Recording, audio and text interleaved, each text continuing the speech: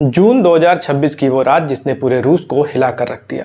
किसी ने सोचा भी नहीं था कि दुनिया की सबसे बड़ी परमाणु ताकतों में से एक रूस की राजधानी मॉस्को इस तरह धधक उठेगी। यूक्रेन ने एक या दो नहीं बल्कि करीब 200 ड्रोन से मॉस्को की छाती पर वार कर दिया। मॉस्को की सबसे बड़ी ऑयल रिफाइनरी आग के शोलों में बदल गई और आसमान काले धुएं से ढक गया। यह सिर्फ एक हमला नहीं था, यह रूस के एयर डिफेंस और व्लादिमीर पुतिन के गुरूर को एक सीधी चुनौती थी। नमस्कार दोस्तों, मेरा नाम है प्रखर और आप देख रहे हैं प्रखर इनसाइट्स। आज के इस वीडियो में हम बात करने वाले हैं मॉस्को पर हुए अब तक के सबसे बड़े हमले की। इस हमले के बाद मॉस्को की सड़कों पर क्या माहौल है, रूस ने यूक्रेन पर किस कदर खूंखार पलटवार शुरू कर दिया है, रूसी विदेश मंत्री सर्गेई लवरोव और पुतिन ने मिलकर क्या नया विनाशकारी प्लान तैयार किया, और सबसे बड़ा सवाल, क्या यह युद्ध अब तीसरे विश्व युद्ध की तरफ बढ़ रहा है क्या। हम इस पूरे घटनाक्रम की इनसाइड स्टोरी, सैन्य रणनीतियों और इसके वैश्विक असर का बेहद आसान भाषा में विश्लेषण करेंगे। अगर आप चैनल पे नए हैं तो सब्सक्राइब जरूर कर लें, क्योंकि यहाँ आपको मिलती है दुनिया की हर बड़ी खबर। चलिए सबसे पहले समझते हैं कि उस रात आखिर क्या हुआ था। यूक्रेन ने एक सोची समझी रणनीति के तहत मॉस्को को निशाना बनाया। आमतौर पर युद्ध सीमावर्ती इलाकों या डोनबास क्षेत्र में लड़ा जा रहा था, लेकिन इस बार यूक्रेन ने ड्रोन रूसी सीमा के सैकड़ों किलोमीटर अंदर घुसकर मॉस्को तक पहुंच गए। निशान बनी कपोल्या ऑयल रिफाइनरी। यह रिफाइनरी मॉस्को की लाइफलाइन मानी जाती है।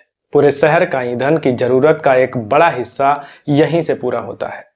विशेषज्ञों के मुताबिक यूक्रेन ने इस हमले में असिमेट्रिक वारफेयर यानी सस्ते लेकिन अत्याधुनिक प्रभावी ड्रोनों का इस्तेमाल किया। रूस का पेंटसिर और S-400 जैसे आधुनिक एयर डिफेंस सिस्टम कुछ ड्रोनों को तो मार गिराने में कामयाब रहा, लेकिन जब एक साथ 200 ड्रोन आसमान में मंडरा रहे हों तो दुनिया का कोई भी डिफेंस सिस्टम 100% सटीक तौर पर काम नहीं कर पाता। नतीजा यही हुआ कि कई ड्रोन रिफाइनरी के मुख्य फ्यूल टैंक्स पर जा गिरे।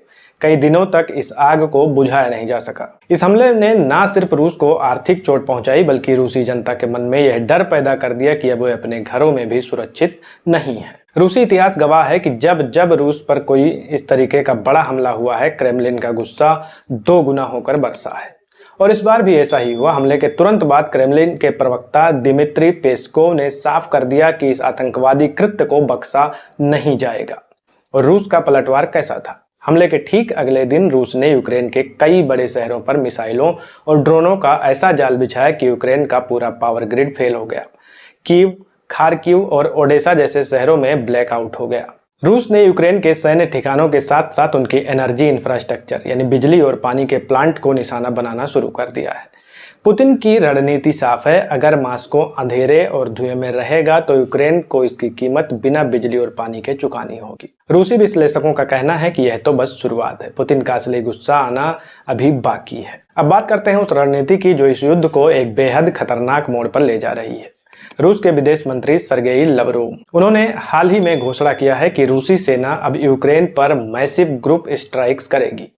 अब आप सोच रहे होंगे कि यह मैसिव ग्रुप स्ट्राइक आखिर क्या बला है। चलिए इसे आसान भाषा में समझते हैं। दोस्तों, अब तक रूस रुक रुक कर या रणनीतिक रूप से हमले करता था, लेकिन मैसिव ग्रुप स्ट्राइक्स का मतलब है एक ही समय पर अलग अलग दिशाओं से सैकड़ों क्रूज मिसाइलें, बैलिस्टिक मिसाइलें, हाइपरसोनिक किंजल मिसाइलें और सुसाइड ड्रोन जैसे एक यूक्रेन के ऊपर छोड़ दिए जाएंगे। इससे यूक्रेन का एयर डिफेंस सिस्टम पूरी तरह ओवरलोड हो जाएगा और वह चाह कर भी सभी मिसाइलों को रोक नहीं पाएगा। रूसी नेतृत्व का मानना है कि यूक्रेन को पूरी तरह घुटनों पर लाने का यही एक तरीका बचा है। लवरोव के इस बयान से नाटो देशों के माथे पर भी चिंता की लकीरें साफ दिख रही हैं। इस हमले ने रूस के अंदरूनी माहौल को भी पूरी तरह बदल दिया है। जब मॉस्को की रिफाइनरी धधक रही थी तो हजारों लोगों ने इनके वीडियो बनाकर सोशल मीडिया पर पोस्ट कर दिए। इससे रूसी सरकार की दुनिया भर में किरकिरी हुई।